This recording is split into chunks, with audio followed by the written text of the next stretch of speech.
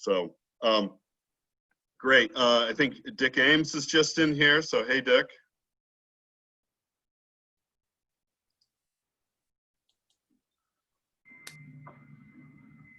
How you doing, Dick? Good. How are you, Dave? Great, great. Jordan, is Bruce going to be joining us? You know, I'm not sure. It sounded like he had some family things that had come up, so he had said he might be able to come for the first half hour, but we're at 5 after, and he's not here. Yeah, so I don't see any reason to hold up getting started, and so if everyone's okay with that, you know, I'm not going to call to order this meeting because it's not really a meeting of the commission or anything like that. But I do want to point out that that this event has been noticed on the legislative calendars, so it's been appropriately posted and warned for everybody. And so hopefully people who do want to take the opportunity to provide public comment have been made aware of this opportunity.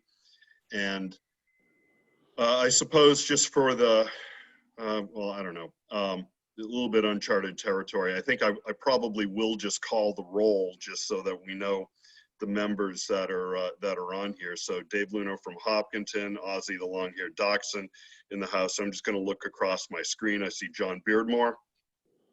I'm in Hopkinton alone for the moment. Terrific. I see Barbara Tremblay. Barbara Tremblay and Keene. My husband's in the other room. Terrific. I see Bill Ardinger. Ardinger at home in Concord, alone in this room. Terrific. I see Dick Ames. Dick Ames. I'm here in Jaffrey in my home alone. Great. I see Val Zanchuk. Val Zanchuk is in the factory in Jaffrey. All right. Getting the work done. So yeah, that's right. Awesome. I see Corinne Cascadden. Yep, I'm here in Berlin at home with a 1-year-old. All right. And I see John Morgan. I'm in Brentwood, about to get back to my home, in my car currently with my son. All right, great. Thanks, John, and I'm glad you can be with us today. So, just a couple things before we open it up to members of our community, but I want to welcome everybody. This is the first of our sort of extensive public comment sessions.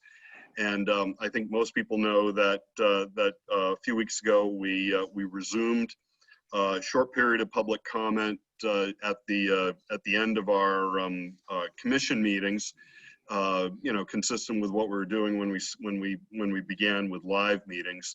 And so it's great to have that back, but I also think this provides an opportunity for maybe a little bit of a longer format that could be helpful, particularly as we get into, you know, deliberations and the you know, the second half of this commission's work. So that said, I just sort of want to lay out that this public comment isn't for extensive presentations or anything like that to the committee, because as you know, I mean, we've got a we do have a I think we may have a quorum of the committee present. I think 8 is a quorum. So we actually do have a quorum of the committee present, but we won't necessarily have that all the time. And if you do want to present something to the committee more formally, this is an opportunity to sort of lay out the idea, and we can take that under advisement for a more extensive presentation. So it's also important to note that the commission itself has a very extensive public engagement apparatus, including a public engagement work group that organizes public forums and helps to develop surveys that are coordinated through the Carsey School of Public Policy at UNH. So staying in touch with the commission's work is easy to do by staying in touch with that public engagement apparatus through the Carsey School, and maybe easiest through our commission's website, which is at carsey.nh.gov. which is carsey.unh.edu/school-funding. You can also email the commission at any time at schoolfunding.commission@unh.edu. And I guess my final comment before we get things started is that, and I think, you know, I'm seeing a lot of names that I recognize as attendees today. So this, I think, doesn't come to anybody's surprise, but we operate under a set of group agreements to keep our work civil and productive. And there's really no reason to think that it would be any different for a public comment session too. So, you know, sort of in the nutshell, it's okay to challenge ideas. We like challenging ideas. Raise contentious issues, but please be respectful and don't make anything personal. That's the important thing. So we're not going to be looking to impose any sort of firm time limit, but if it's pretty clear that that people get the gist of what you're saying, then we'll probably ask you to conclude your comments, and we can move on. So anyway, I think everybody got the gist of what I'm talking about here. So I'll move on. As far as management of the meeting, you know, Jordan, you're looking at the dashboard here. Anybody that wants to you know, make public comment, just raise your hand using the Zoom raise hand feature, which I think is available off the panelist board. Is that right, Jordan? That's correct, yeah. Or if you're on a phone, you can use *9. *9. So do that, and I do see some hands being raised. So when we'll take these in order, and I'll let Jordan do that. Bring people in. Before you pass on, Susan Heward signed in while you were chatting. Just you know, I saw Susan Heward come in. So Susan, welcome. So thanks for your time this afternoon. And actually I've already used up 10 minutes of this, but at 5 o'clock I got to jump to an NHTI board meeting. So so one of my other great joys in working for the state of New Hampshire. So Excellent. So great, Jordan. I'll let you sort of take over the controls here, and we'll get going. Sounds great. Yes, everyone, you can raise your hands, and Zoom has a nice feature where it sorts folks on our dashboard in the order that they raise their hand. So our first public commenter is Rebecca Whitley. Hi there. Can you hear me? Hey, Becky, we can. Welcome. Hi, everyone. I get the honor of being the first public commenter, so thank you. So my name is Becky Whitley. I am a mom of a rising first grader in Hopkinton. And as you may have seen in the news, we have struggled for months to pass a school budget in Hopkinton. We are about to, in the middle of August, go through a third round of drive-through voting to try to pass our school budget. Now, this is not a simple problem, of course, as we all know. There are so many factors at play that are driving this difficulty and uncertainty. And I think a large piece of that uncertainty is a state funding issue. Now, we cannot ignore the tax impact of our schools in Hopkinton are high, and it rises every single year. But Hopkinton does not have a spending problem. I think we can all see that New Hampshire has a school funding problem. Hopkinton doesn't have a spending problem. And of course, we're not alone in this problem. You know, in Hopkinton, we do more with less. Our students succeed, we have fabulous teachers, but our buildings are crumbling and it's not sustainable. So, you know, as a mom and a really engaged community member, the importance of strong public schools cannot be understated. But funding our public schools and frankly other public services largely with property taxes is unfair and unsustainable. And I think it's past time for broad structural changes that are more equitable and frankly that put an end to divisiveness within our communities. I love my community and it's painful to hear these discussions. It's painful to have to make false choices between property taxpayers and children and staff. We should not have to be making these choices. New Hampshire has been struggling with education funding for decades, and I know we can do better. And I'm so happy that there are such a quality group of people that are working so hard on this issue. I think we need to take an honest, fresh look at our state's revenue problem and stop downshifting more and more costs to local communities, placing an incredible burden on property taxpayers. Thank you so much for taking my comments. Great. Thanks very much, Becky. Just for everybody's information, Jordan is taking notes on all these. So all this information is going to be made available to all the commission members. Of course, if anybody has written comments they want to send over, that makes it even a little bit easier to get into the notes. So thanks very much. John, you have hand up? Can we ask questions? Yeah, you can, as long as it's sort of like directly relevant to what you heard. So Yeah, direct, I promise. Hi, Becky. Hi, John. Wondering, beyond reevaluating the state's revenue structure, if there were specific or even broad policy themes in that area that you think the commission ought to be looking at?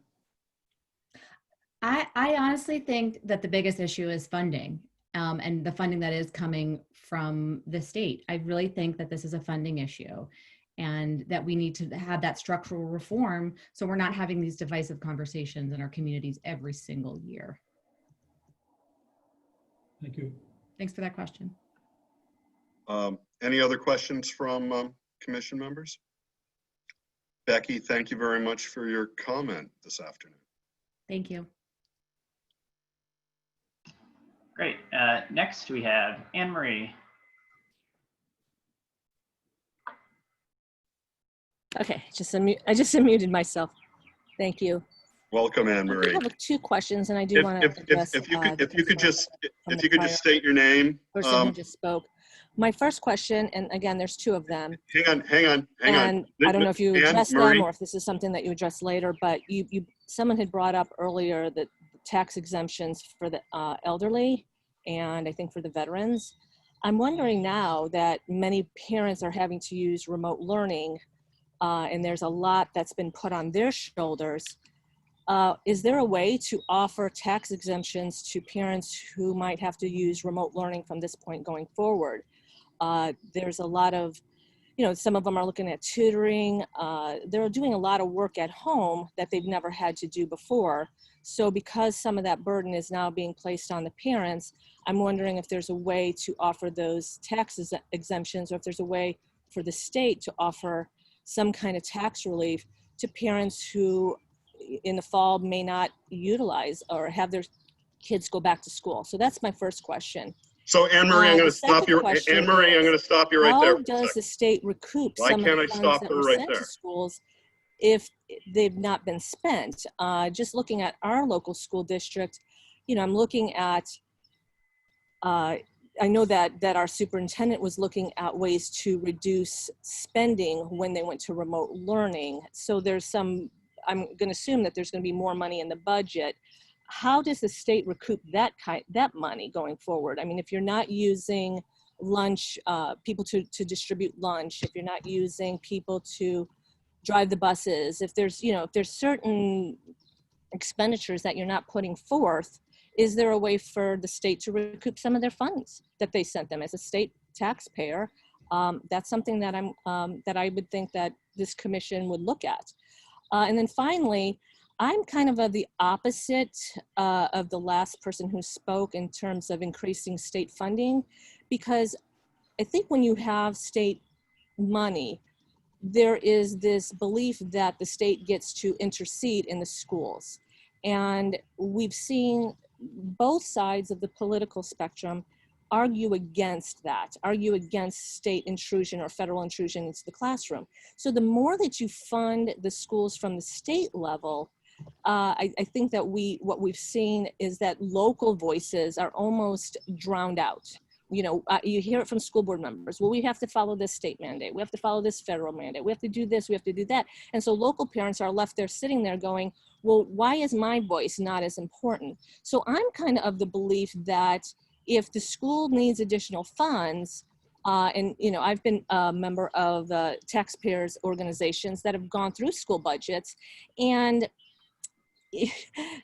we've always managed to find things that, you know, if you cut that funding, it's not going to impact the children. It's not going to impact academic outcomes. This is a tough job. Not everybody wants to do it, but, you know, if you really need something in the community, then you really should be looking within your community.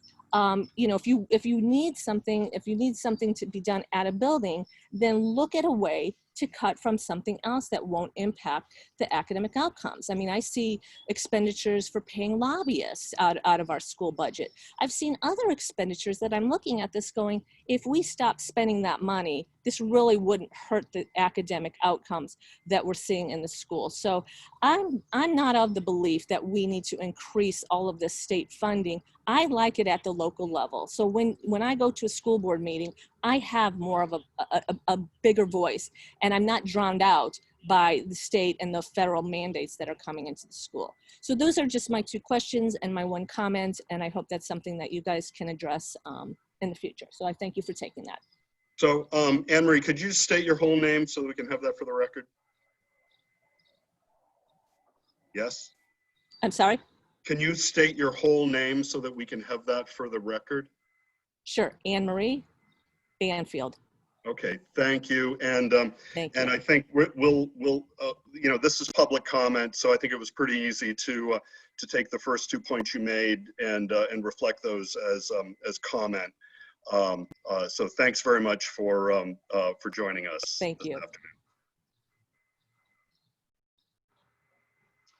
All right. Our next hand is Gavin. Hi, this How you is doing, Gavin Gavin? Kearns. Hello, Gavin Kearns from Somersworth, New Hampshire. I just had two things. One was, I think, increase in state funding, so away from funding schools locally using local tax dollars, helps to eliminate some of the inequities due to property poor towns versus rich towns. You have a lot of property poor towns with very high taxes that won't fund their schools because the taxes would be too high. The other thing that I'd be curious about is having a progressive property tax where properties that have a higher value are taxed at a higher rate, similar to a lot of the progressive income taxes that we see at the federal level. And that's all I have. Okay, great. Thanks for sharing your thoughts this afternoon.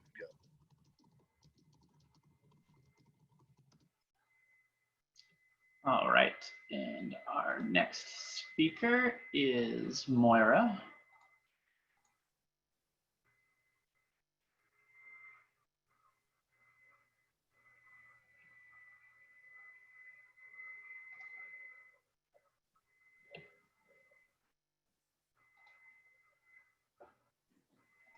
Hi, Oh, how are you doing? Moira.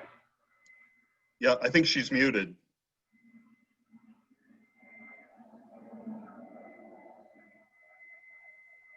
Let's see. Maybe now? Hello, can you hear me now? Yep. Oh, sorry about that. I said I don't have Welcome. a cool Hollywood picture, so I apologize. But I will state my name for the record. My name is Maura Ryan. I'm a resident of Londonderry, New Hampshire. And I guess I have some questions that I wanted to ask the committee because a lot of times. So I just want to catch you right there. This is public comment. It's not Q&A, but it's what and I spent a lot of time on a school board having to work this issue as well. It's really important that the commission hears what you think about things. And so if you can turn if your questions can be turned into a comment, like rather than what is the reason for this, say, I think it's important that the commission consider this. Okay. Well, it is a consideration. I guess it's something I've thought about, and I don't necessarily know the answer. Sure, but it is something I want to consider. Want you to consider, I apologize. We have had a lot of discussion since Claremont about funding the schools. And a lot of times people say, well, the only way to fund the schools is through the state. But then they come out and say, well, if we do it through the state, then we have to hire people to administer it. And then the administration of that is onerous, and it adds regulation. And maybe that's not necessarily a bad thing, I don't know. But how do we sort of balance this out? Because even if money comes from the state, the taxpayers are still paying that money. So I know the person before me had asked about the progressive tax, and I don't even know that we have enough properties that could pay a progressive tax and make enough funding to cover the amount of money we would need for the schools. So a lot of times we talk about how do we get the funding for the schools, and I know some of it comes from the federal government and some of it comes from the state and some of it comes from the taxpayers, but there have been issues. I know you're also looking at equity, but there have been some severe issues with equity in terms of some students get a top-notch excellent education and other students get Crowley decision education, which is kind of like, well, we're just doing the bare minimum of what we need to get by. And I would like to see that change and shift, because the state requirements for math was something like 13% proficiency for students with IEPs and not much higher for reading. And, you know, students with IEPs at this point in time make up about 20% of any given class. And if we have 20% of any given class not able to function in the job market solely because they're at 13% proficiency in math and like not much better for reading, we're losing 20% of that tax base that we really need moving forward to fund our schools.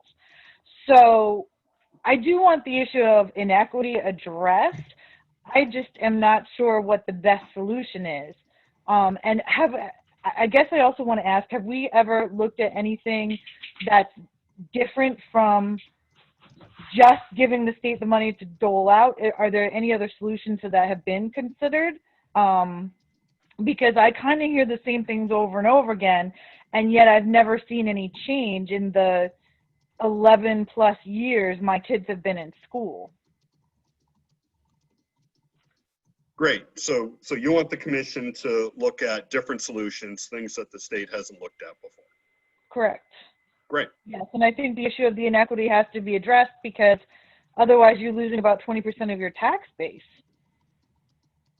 And that's a huge chunk. And if they're using up resources, you know, that's a lot of money. Mm-hmm. Laura, thank you very much for your comments this afternoon. Thank you. I appreciate it. It's not a tough it's a tough thing to address. So I wish you guys a lot of luck. Thank you. Thank you very much.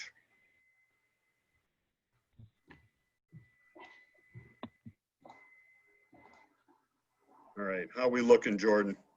Good.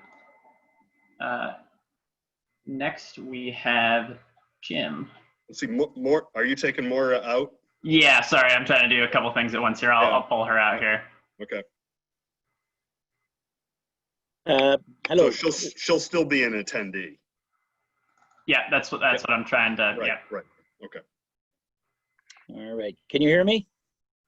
Yes, Jim, you're on. Hi, Jim O'Connell. I'm from Manchester. I'm a member of the Manchester School Board, and thank you for allowing me the opportunity to comment today. Good to hear from you, Jim. Thank you, Dave. I appreciate it. You know, I could speak at length about many things that I would like this commission to view, but I'll pick one. You know, and that is that you know, Manchester is no more special than any place else in the state, from the top of the state and the Canadian border down to the southern border. No one town is better or different or more special or deserves you know, it has some special sauce or something. So I recognize that. I also, though, Rick, I think that the fact is that when you have a city the size of Manchester, it does, not because it wants to be special, but the nature of the problem and something that is by degree the same amount, but because it is because of the numbers in Manchester, it becomes egregious. And so when you look at Manchester currently having this lowest or the second lowest per student expenditure in the state of New Hampshire, and this is the future of Manchester schools and bringing them to where they need to be. Cannot be borne simply by the property owners of the city of Manchester. I'd like to give you two numbers just to sort of put some color to this. And one of them is, if we look at from the years 2017, 2018, if we look at English language learners as a group, for instance, when we talk about what we have to do for the least or the most challenging groups amongst us in the city of Manchester. But if I take just a couple of surrounding towns, Londonderry's got a population of 15, Hooksett 30, Deerfield 0, Bedford 17, Auburn 3. These are just the towns around Manchester. And then if we look at Manchester, Manchester has 1,477. So, if you think about a population of currently, I think we have 53 or 55 full-time ELL teachers, and the cost of that.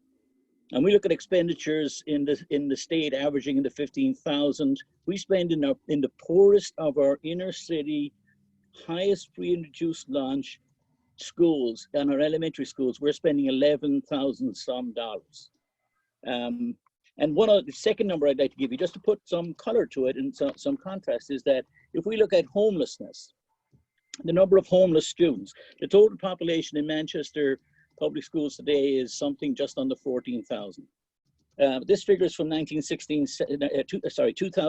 2017. Again, just some comparative surrounding towns.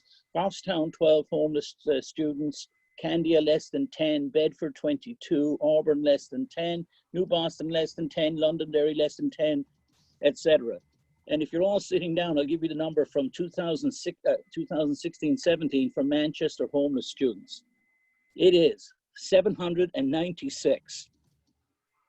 So when you think about those children are children who have problems bigger than lack of internet access, or having a Chromebook and being given one, etc. We have schools in our district where there are washing machines where kids' clothes are cleaned because they need that's what they have to do. So I won't belabor it. I know you've other people to listen to. I just think that it's important, not like I said, because Manchester is special and deserves something special, but the nature of the problem, if you're looking at it from many other corners of the city of the state of New Hampshire, the nature of the inequity in the way that our schools are funded it comes to an extraordinary point when you look at Manchester. So I wish you well. I think the current funding mechanism is clearly inadequate. There isn't an easy answer, I'm sure, but playing around the edges is not going to resolve this. And the commission is either going to have to decide, I think, whether to take a serious big step that would be very difficult in order to try and fix the problem, or else, it will be a sort of postage stamp like or playing around in some kind. I don't envy you your work. I thank you for your time. I hope I haven't taken too much of it. Thank you. Jim, thank you very much for sharing your comments, particularly on the Manchester context. Thanks very much for. You're welcome, Dave. Thank you. All right, our next commenter is Liz Canada.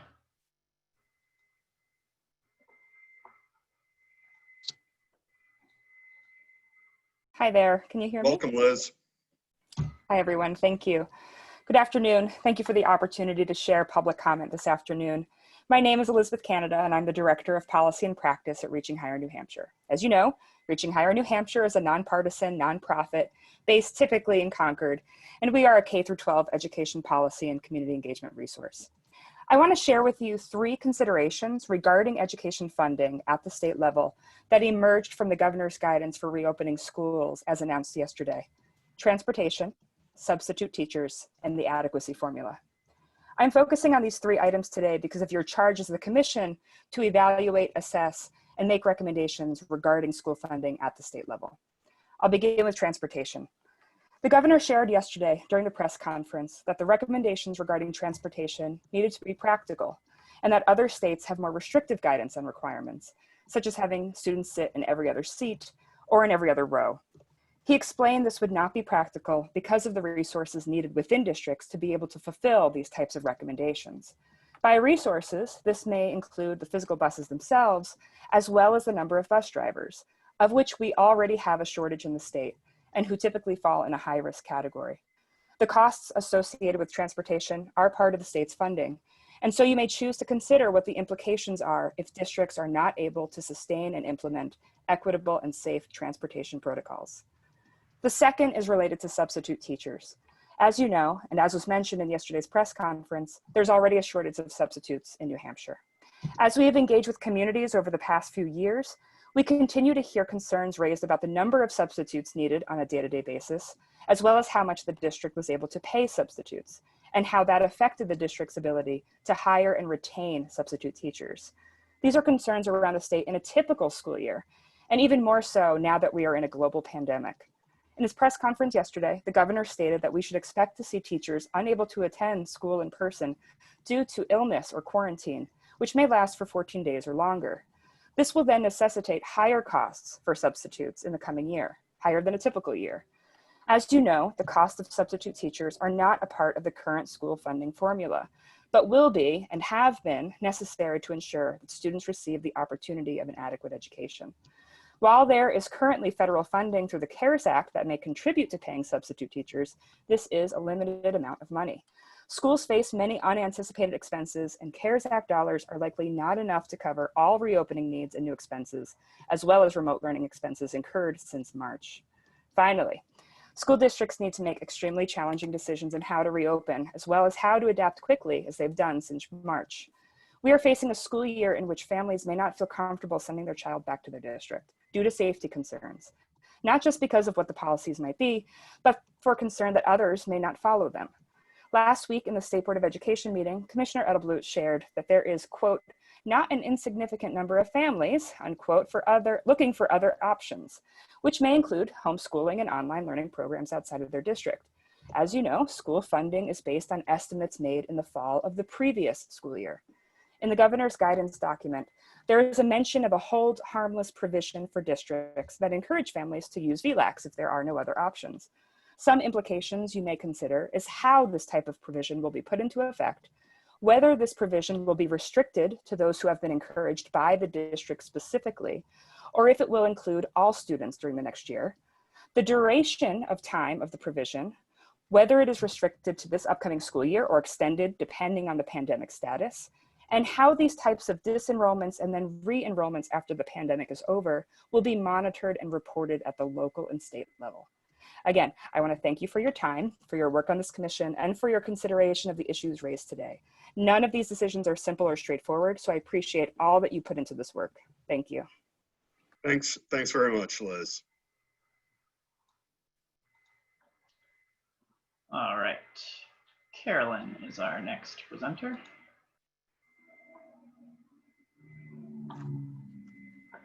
Okay, can you hear me? Yes, all right. Yeah. I'm Carolyn Mebert, and I am on the school board in Dover, and I'm a faculty member in the psychology department at UNH. And I've been doing some research, in large part because of my school board membership, on the relation between school funding and student performance on the state test. And among the things that I have found is that there is a negative correlation that is kind of substantial between the amount of adequacy aid per pupil and students' performance on the test. That is, the more adequacy aid received per pupil across districts is associated with lower performance, and that is percent proficiency on the state test in both reading and math in the state at both 4th and 8th graders. So I've been focusing primarily on 4th and 8th. And as Reaching Higher had pointed out, probably the best predictor of student performance is the proportion of free and reduced lunch kids, or the poverty level within the state. And that is highly associated with the amount of adequacy aid per pupil that's received. So those two are highly correlated per pupil adequacy aid and both stabilization and poverty level in the state. So there's got to be some way of unconfounding those things. You would think that the more money that's being given through stabilization, through per pupil expenditures, that you would get some increase in performance on the part of the students, because that's presumably what the differentiated aid was supposed to be doing.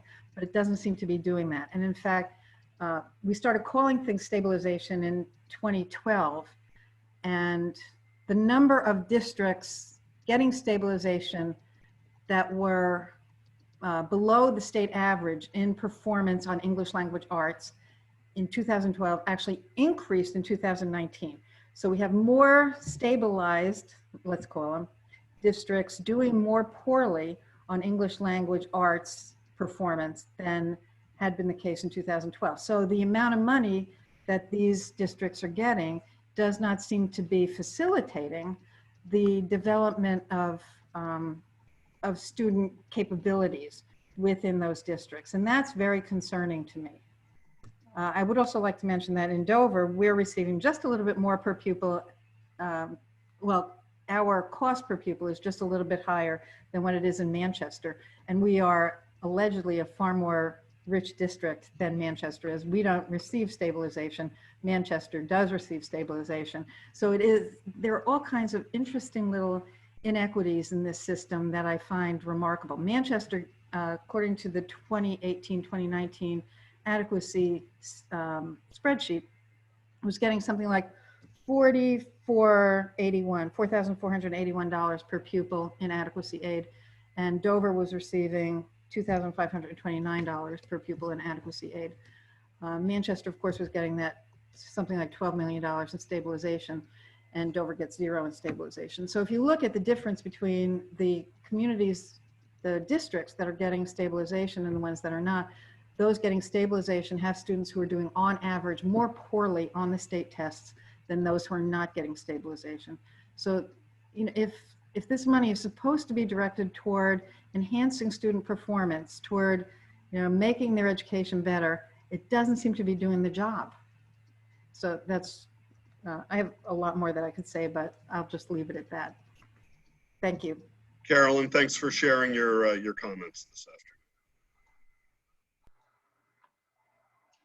All right, our next speaker is Andrea. Hello. Welcome, Andrea. Hi, thank you guys for opening this up for folks. My name is Andrea Folsom. I am a school board member at the Hopkinton School Board. What I wanted to share with the commission today is, in listening to Governor Sununu just yesterday, it was interesting that he commented on our great schools, because I'm reminded that our great schools are really built mostly on the backs of our taxpayers, as we are the ones who end up footing most of the bill. We are, as I know you all know, 50 out of 50 as far as receiving state funding in the United States. And so I think as community members, we should be very proud that we have been able to support our schools and our students in the ways that we have. In addressing a previous comment I heard, you know, we do have unfunded mandates already that we need to take into consideration. As a school board member, I continually listen to all voices in town, and those are the ones really that I think all school board members are listening to. So I don't believe that additional state funding is going to somehow make me no longer listen to my community members and the people that I am representing. In Hopkinton specifically, we've had a very public budget issue this year in particular. We have neighbor turning on neighbor as we're faced with two true statements that are conflicting. One, we cannot continue to cut programming to get to a budget that we can afford. But at the same time, we can also not continue raising taxes on our community members. So I applaud this state level look into the funding crisis that we do have. I think oftentimes this feels unreachable for folks. They feel like something at the state level is something that they cannot affect change at. And I am glad to see that we have more things in place now where folks feel like they could perhaps have more of a difference or make more of a difference. So that's my 2 cents. Terrific. Thank you very much for sharing your comments with the commission, Andrew. Appreciate it. Thank you.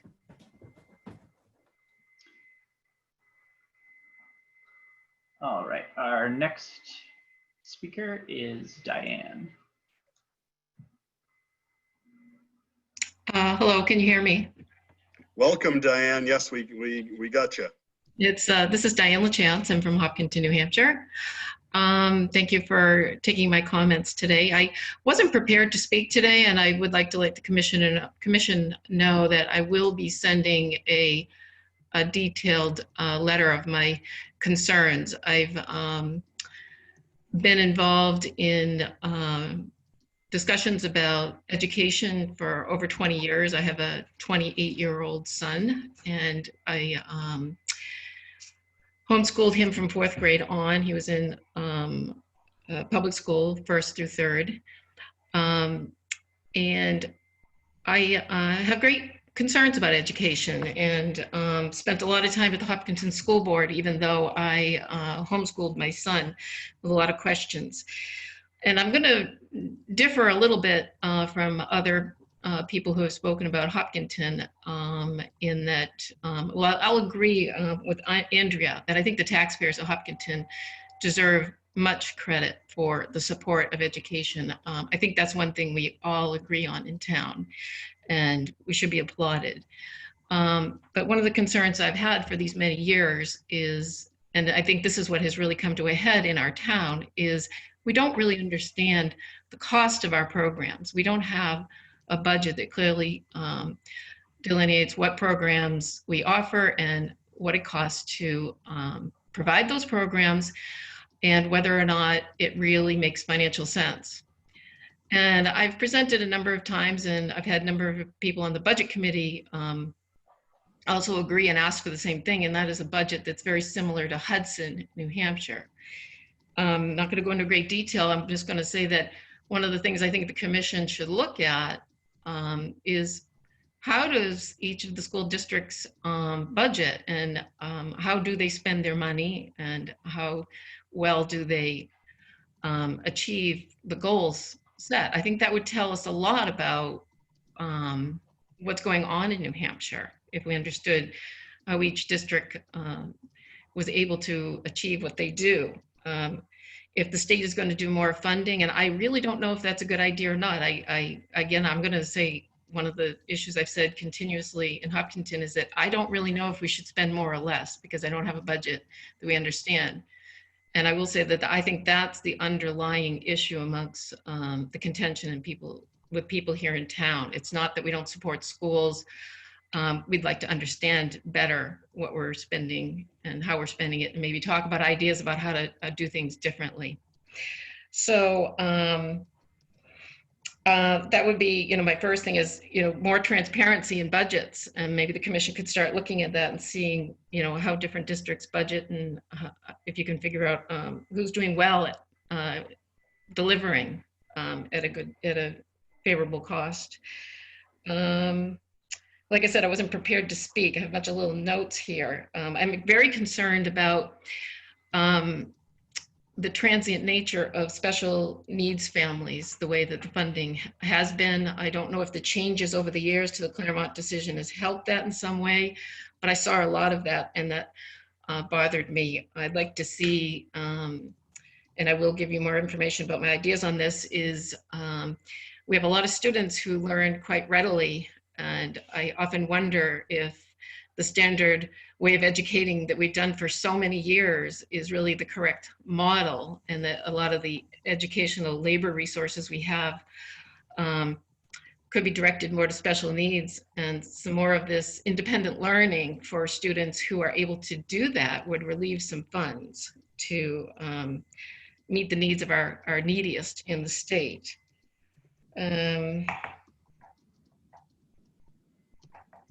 I think I'm going to leave it at that because I would like other people to make comments. And as I promised, I will follow up in writing. And I greatly appreciate that you would listen to me today, and look forward to hearing more about everybody's ideas and how this is going to play out for the students of New Hampshire.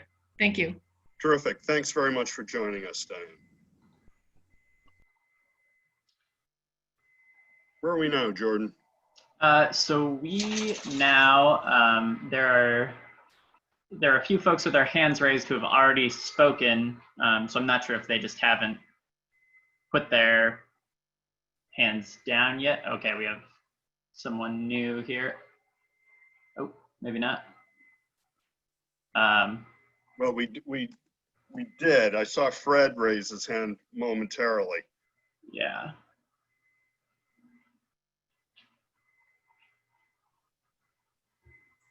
I don't see his hand up anymore. No, there's Fred Nope, again. nope, it's up. Okay.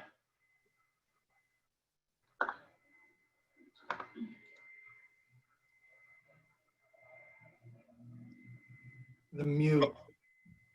Welcome, Fred. You're muted.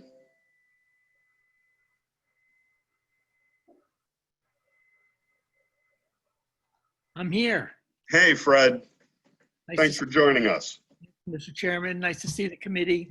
And thanks for giving me an opportunity to chat with you the other day. I look forward to chatting some more.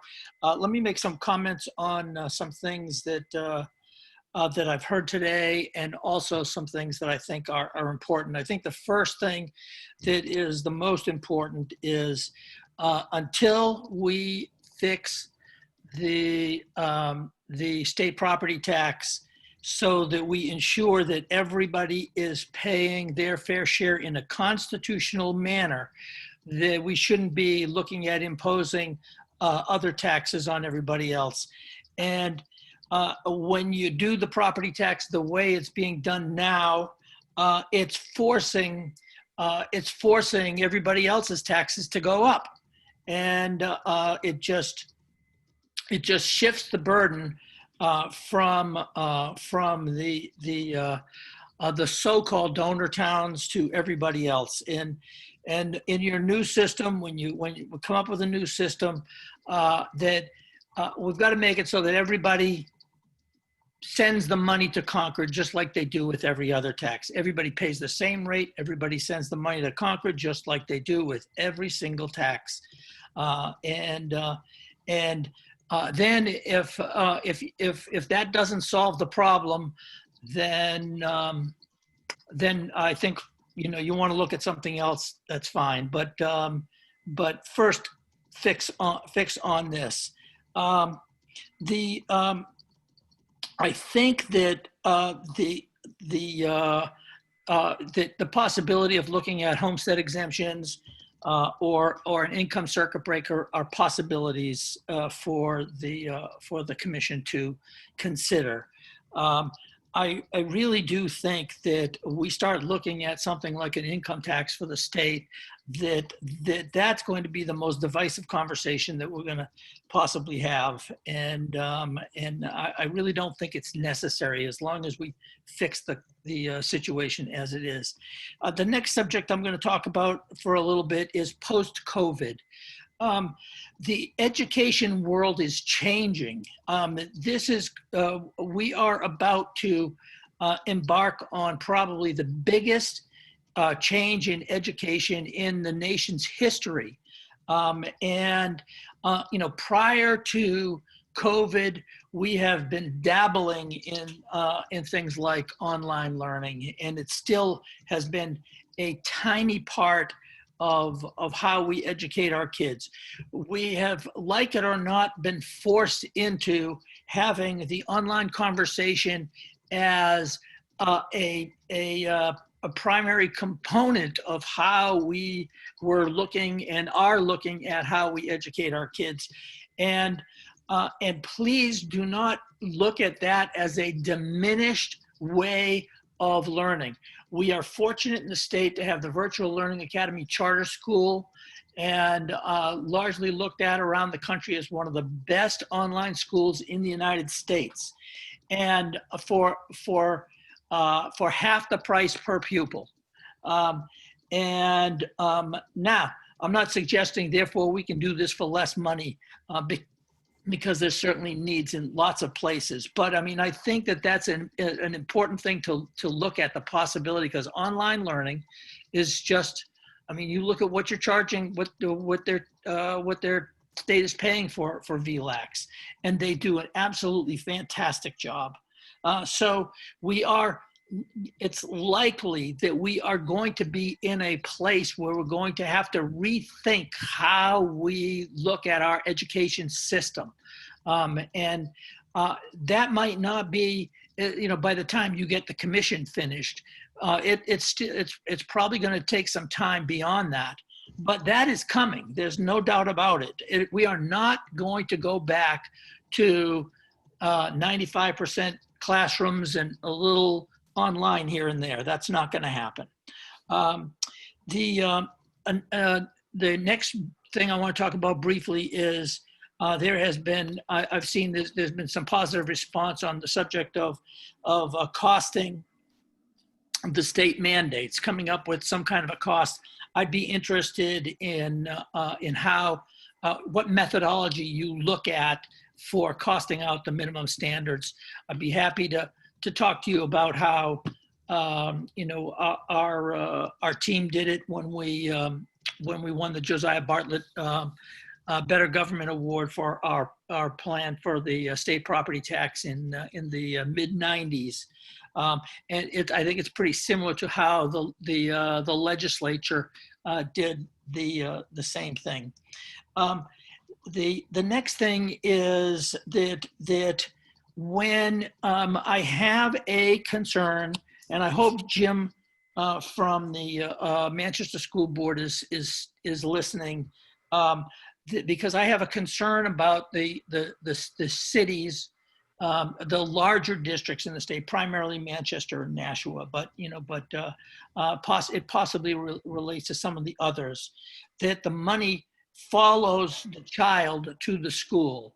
And there was a headline in the Union Leader a number of years ago that said that in Manchester, because of the way that the teacher contracts are drawn up, that seniority makes it so that when there is an opening in some of the less needy schools, that oftentimes folks with seniority in some of the more needy schools will raise their hand to fill that. And the article concluded that the cost per pupil in the least needy schools was higher than the cost per pupil in the most needy schools in the same district. With so that we should be looking at the cost for English language learners, special education, free and reduced lunch, and making sure that money stays with those kids. So in the most needy schools, they have the highest cost per pupil in the district. And the last thing I'll say is that I know I've mentioned to you that I have a new plan. My guess is there are other folks that have plans as well that have been working on these things for a long time, and like me, and have spreadsheets, etc. And I'd love to know when the possibility might be to actually address the commission with the details of those plans. That's it. All right. Well, Fred, 5 big points there. So thanks very much for your time this afternoon. Thanks the commission for for your the comments. So great. I think we've gone through the list. Is that right, Jordan? Yep, that's what I'm seeing here. No new hands raised. Okay. So anyway, we're right on schedule. We planned on an hour here, so sometimes you get lucky and things work out right, and I think they did this afternoon. So I want to thank members of the commission, thank Jordan, and thank the members of our community that that joined us this afternoon to let us know what's important to them, because that's what's important to us too. So with that, I will say farewell to everybody, and we got a busy day tomorrow, right? Yeah. All right, 10 a.m. Thank you very much for to everyone.